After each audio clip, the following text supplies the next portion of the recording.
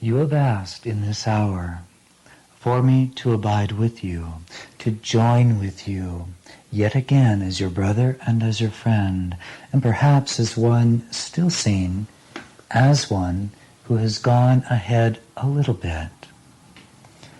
Yet I say unto you, always our minds are joined, always our hearts beat as one, always our very life is the life of the love extended from the mind of God that is the extension of creation itself, and forever and always the Son is one. And yet within creation it can appear that I have gone ahead a little ways, while you believe you yet linger, getting a final taste of shadows long since outgrown. And yet we are a conspiracy. That is, we breathe together to bring light to every shadow and every illusion. We breathe together to bring forth the perfect remembrance of God. And God is but love. And if we are to breathe together, if we are to embrace creation and allow through us a transformation of creation to occur so that all things are returned to the light of God's love, it becomes necessary to look at what creation is doing. Where am I in this moment? Do you abide in a world in which it is not necessary to speak words? Do you abide in a dimension in which it is not necessary to strive to communicate from one mind to another? Do you live in a world in which it is clear that there is no divisiveness between minds? Of course not.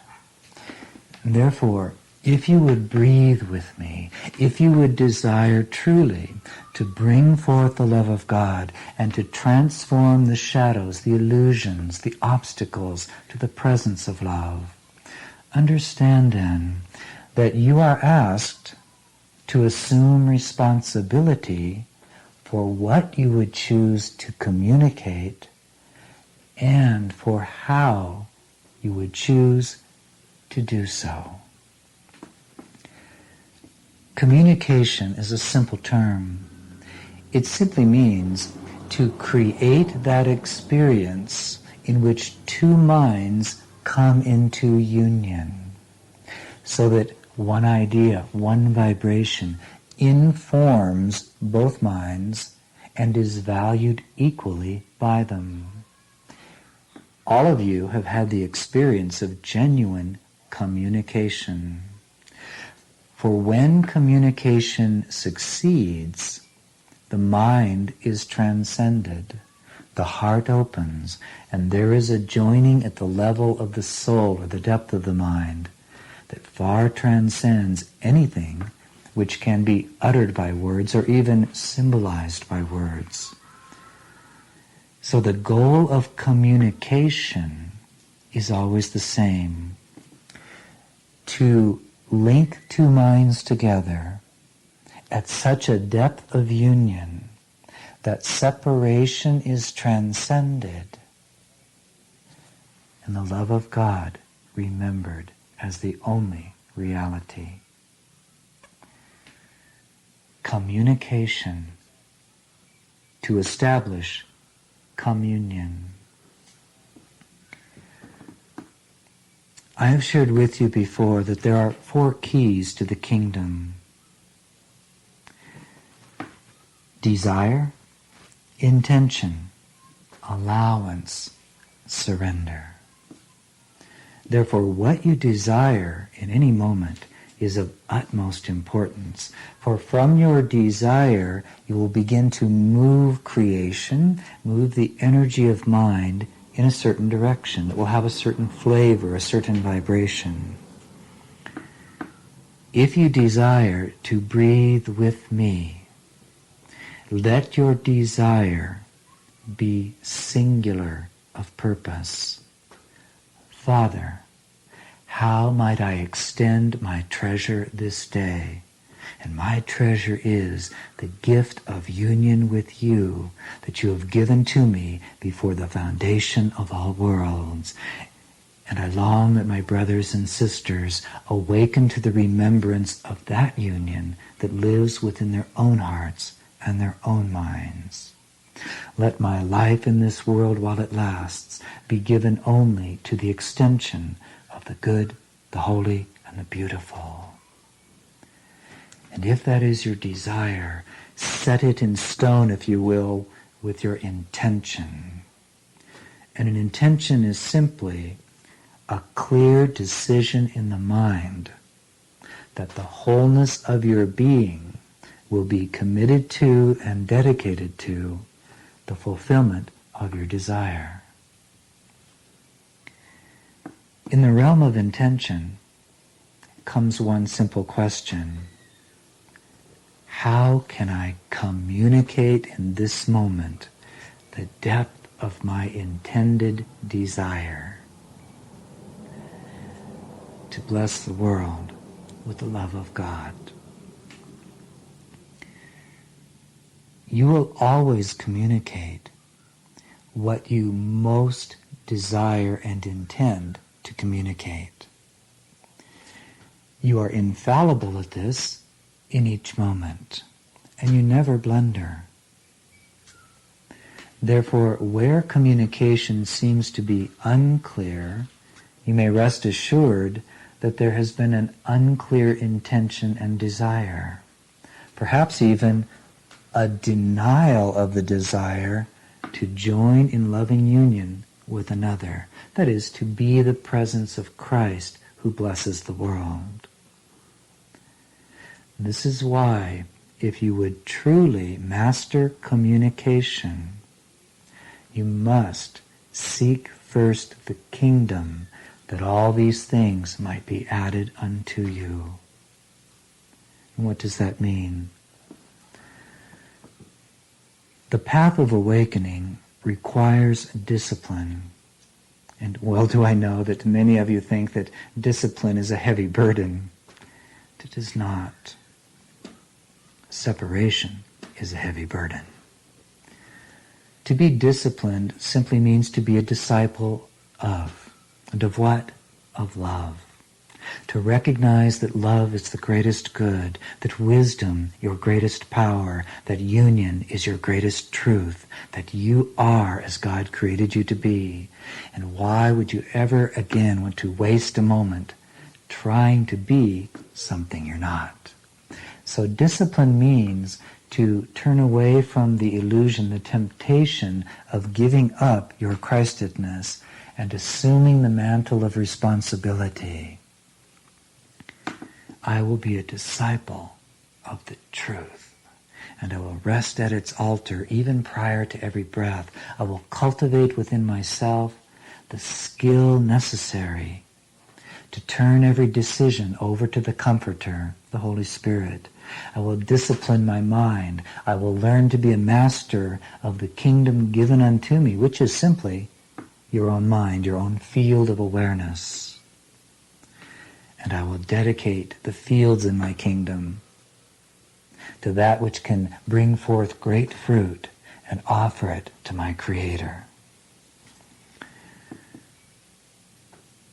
What would your life be like if prior to every thought you remembered your primary desire and thereby remembered your purpose for incarnation?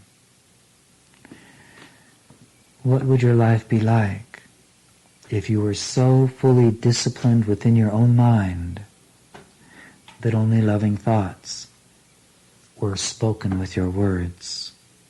If you remembered your Creator so thoroughly that before any situation, before anything is uttered or done, you ask within quietly, Father, what would you have me do? That love might be extended and offered. Communication, then, requires discipline, and discipline grows from committed intention and a clarification of your deepest desire.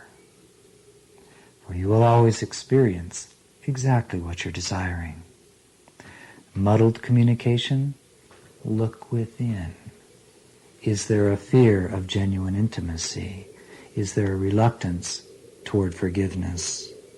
Is there a blockage in the emotional body?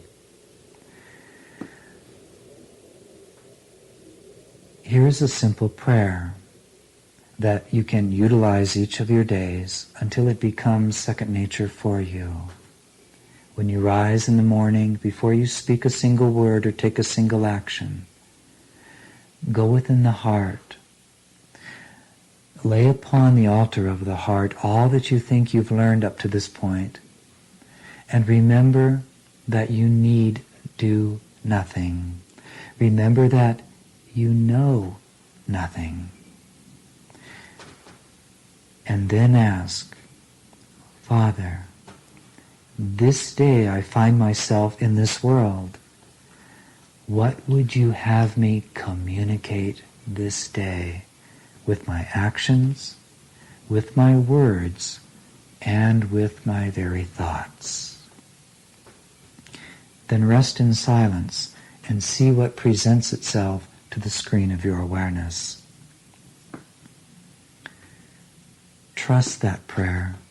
Learn to use it often until it's second nature, so that in any moment, at any time, that is as the soil from which each moment is springing.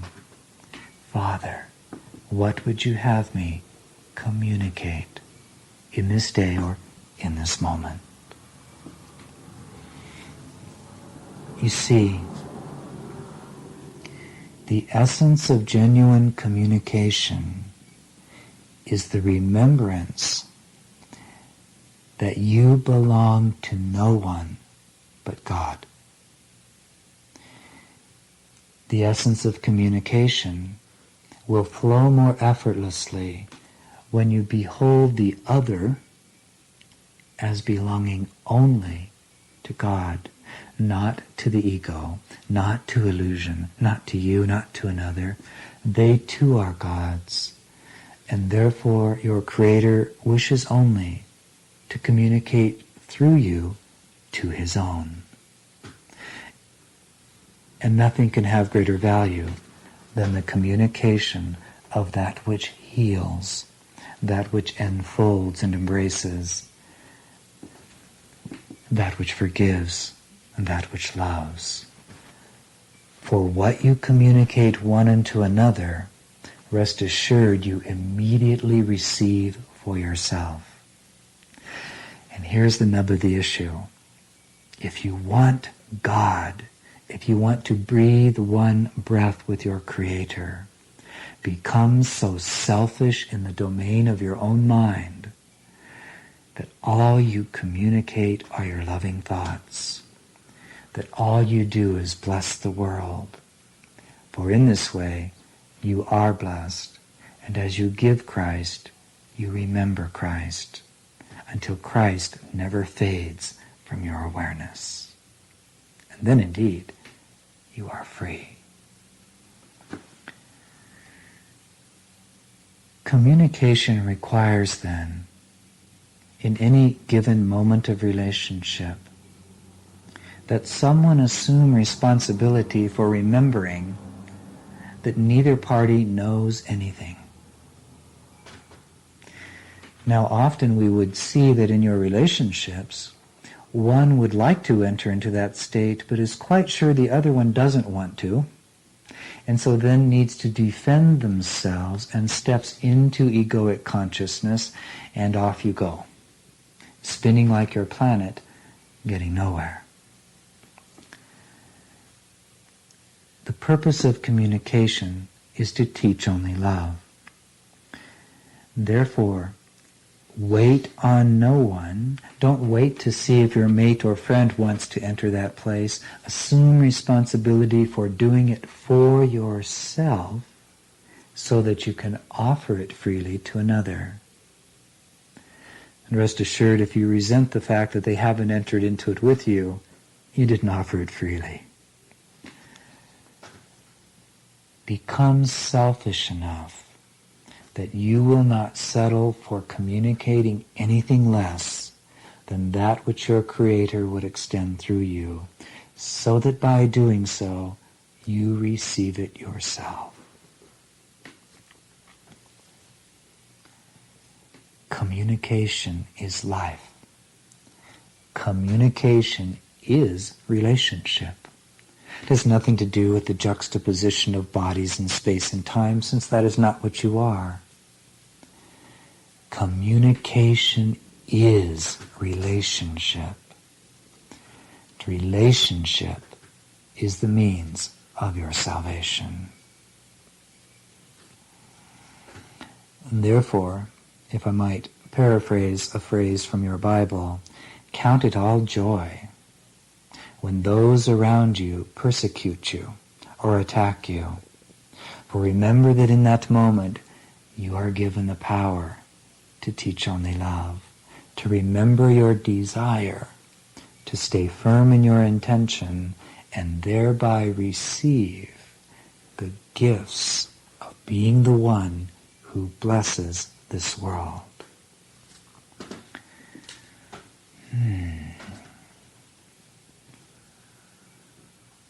That rather makes sense, doesn't it? Oh, that's right. What is it that I want to communicate? What is it I am most desirous of learning more thoroughly? That only love is real. I want it for myself so deeply, so thoroughly, that nothing can enter into the field of awareness I call myself save the presence of God. Can you care enough about that you couldn't care less what anybody else on the planet wants? You become so selfish that you see that each moment of time is an incredible opportunity to remember the truth by extending it. To remember that there is no such thing as time off. Since each thought creates an experience, a domain, a world that fills your awareness. What would you drink into your field of awareness? Pain and suffering, or joy and freedom? Peace and the presence of Christ. When I walked your planet as a man, I had need of learning exactly what I am seeking to communicate with you. And if there has been any power that has touched you in the few words that I've used so far, it is only because I have cultivated the clarity of my desire and made concrete my intention. And through the use of time as a man, and through the use of communication since I left your planet, with every mind that would open its heart to me, I have perfected the purity of one desire, to teach only love. The power of your communication, then, flows from the depth of your commitment and your discipline and the willingness to learn how to use the tools available to you, whether it be a pen and a piece of paper, whether it be a drawing or a painting, whether it be a hug or a handshake, whether it be a smile or a kiss upon the cheek. Can you use every gesture, every tool available in your world to teach only love, to discover what it means to lay your hand on the shoulder of a friend out of union with God, having asked first, Father, what would you have me communicate? How can this hand be a vessel or a vehicle that extends the blessing of the Comforter? To learn how to speak in complete sentences. To learn how to take a thought and struggle with whatever you need to struggle with until you have crystallized it in the best words that you can find. Can you care enough about yourself to perfect and master the forms through which you can communicate while in this world? And can you ever come to an end to that? Of course not. Since perfection is unlimited, creation merely extends itself more and more and more and more, revealing the good, the holy, and the beautiful. And all of you know what it's like to sit down and listen to someone who's just learning to play a violin. And you know what it's like to listen to a master. Something in what the master has accomplished can touch your heart more deeply, more purely, like a sword that cuts to the core, reveals its gifts.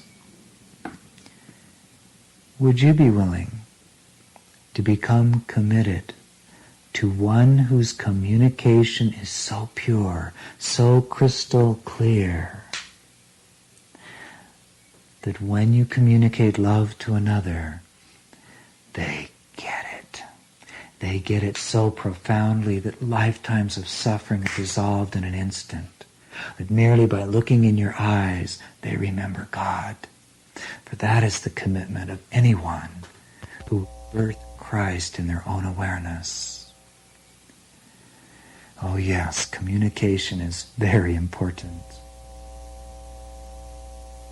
For what you communicate and how you choose to do so speaks to the world of what you most desire and what your deepest intention is for yourself.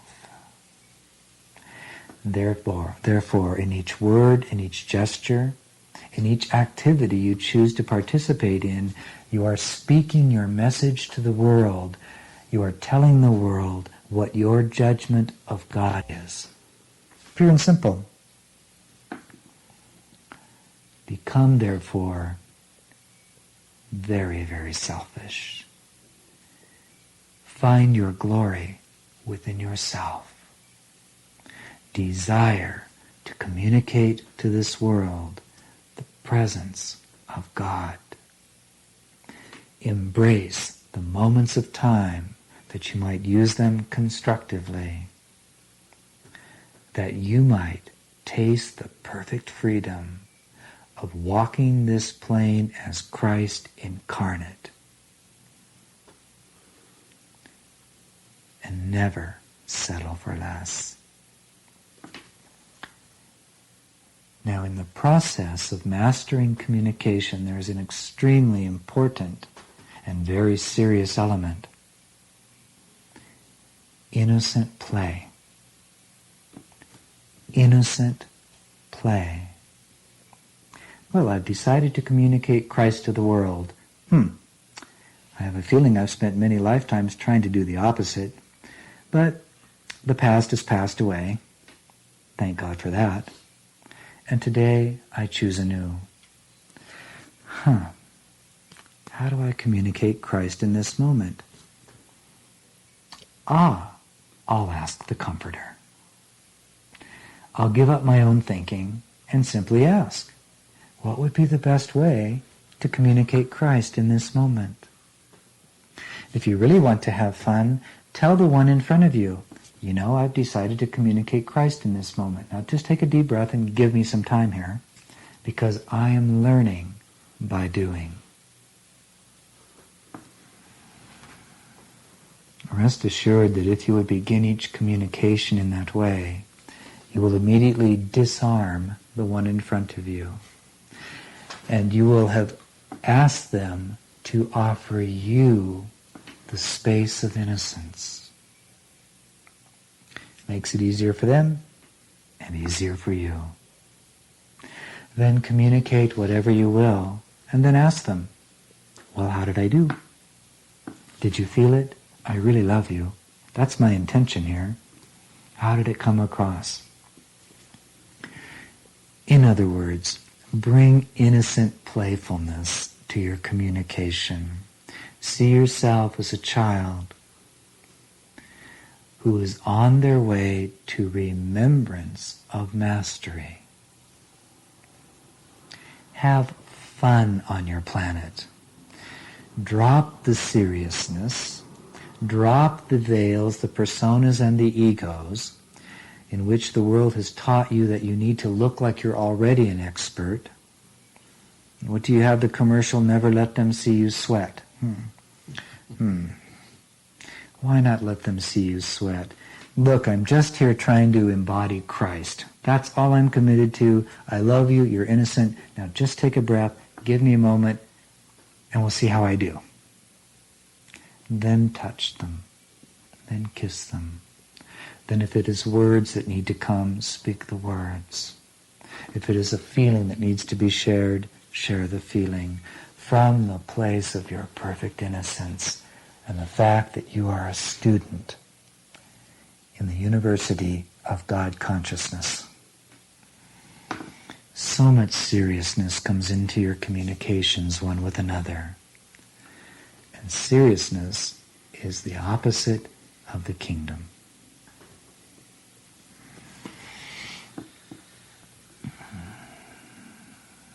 Last of all, in this short communication, always begin by acknowledging your oneness, your union with the one to whom you would communicate, whether person, whether plant, whether mineral. When you go to water a flower, begin by acknowledging your oneness. Therefore, see the sacredness of the moment and give it over to the Comforter, who alone can guide it into bearing much good fruit. And yes, I know very much that in your world there are still a few minds on your planet that prefer conflict over peace. Dissonance rather than resonance. Does it matter?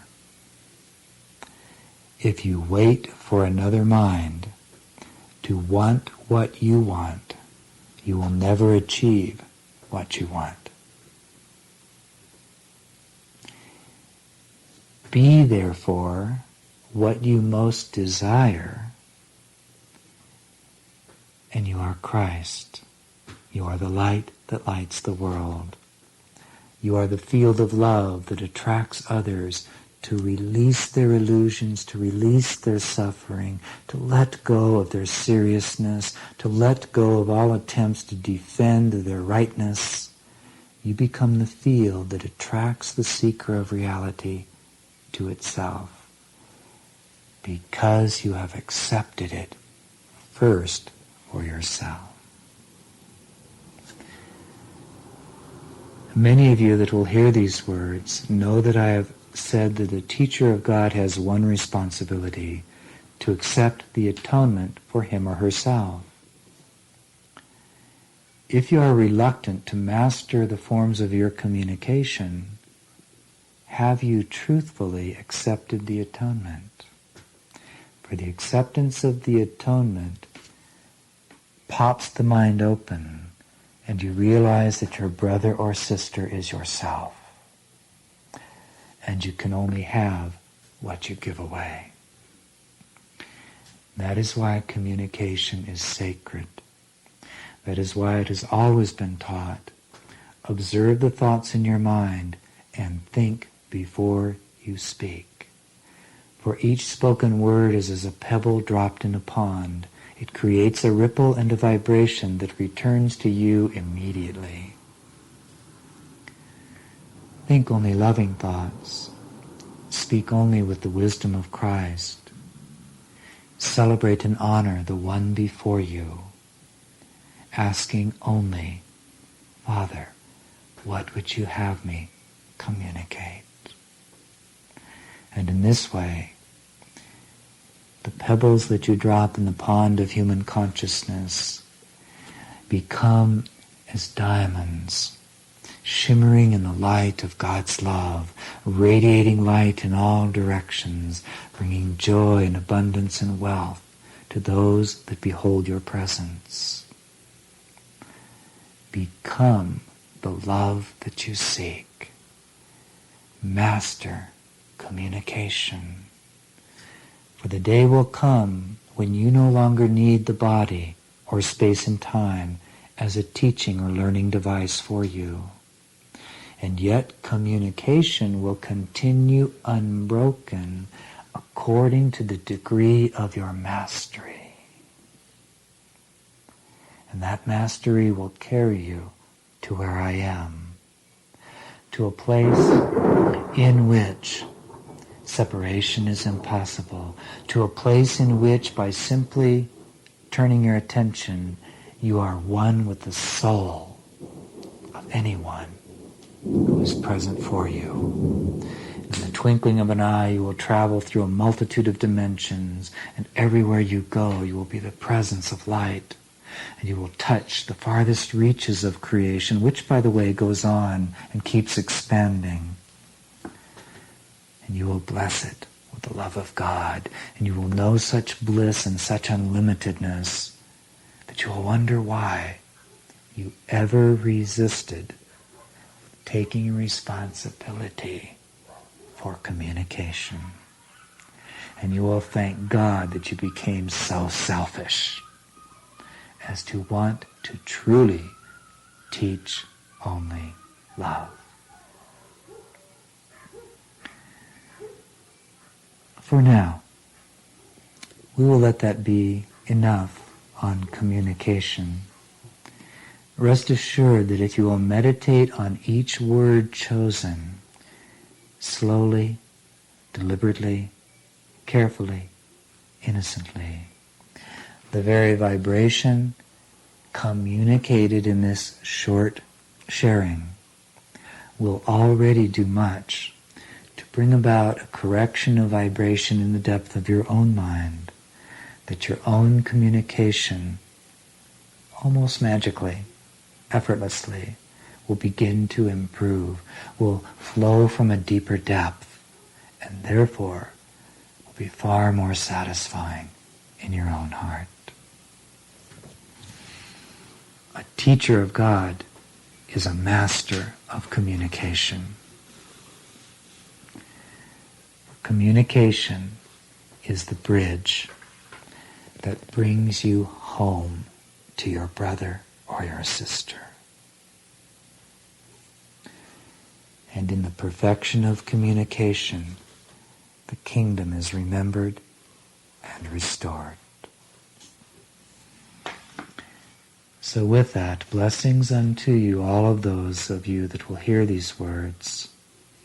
Master your communication. Well do I know that whatever it is that I have accomplished and even am still accomplishing, greater things than these can you bring forth. I am just a beginner in the mind of my Father. So, do you think that will be sufficient?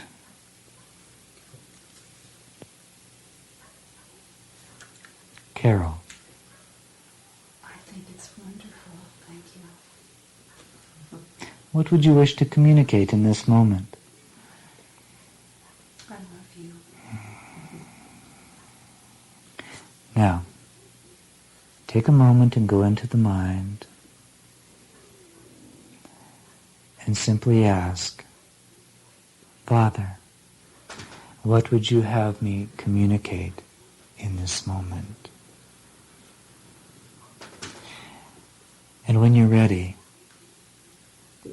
say it again.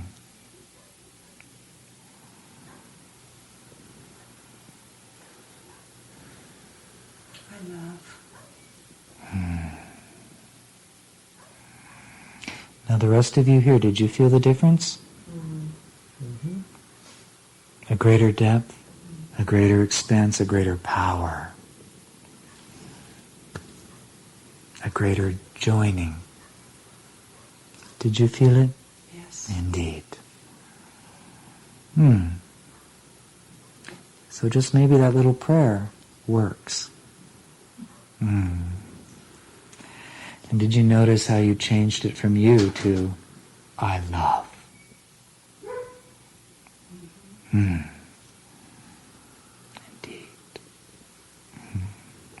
And that is the truth of who you are.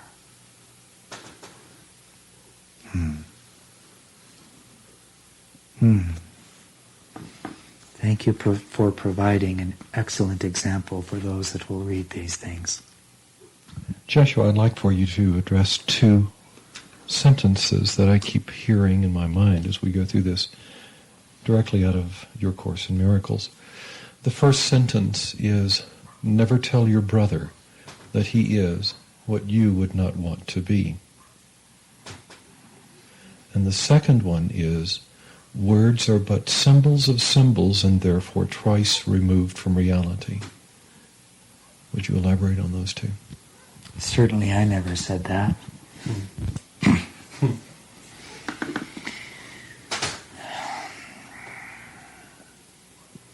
Words are indeed symbols of symbols, since they represent an idea.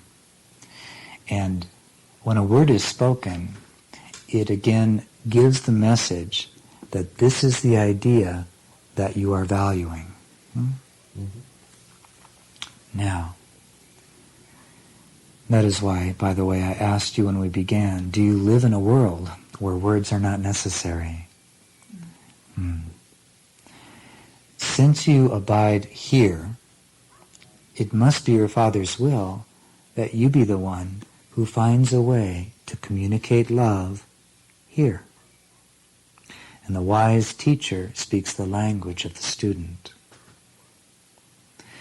Therefore, words are necessary in this dimension as a way of pointing beyond themselves to the symbols they represent, and even beyond the ideas to the direct experience of the revelation of love's presence.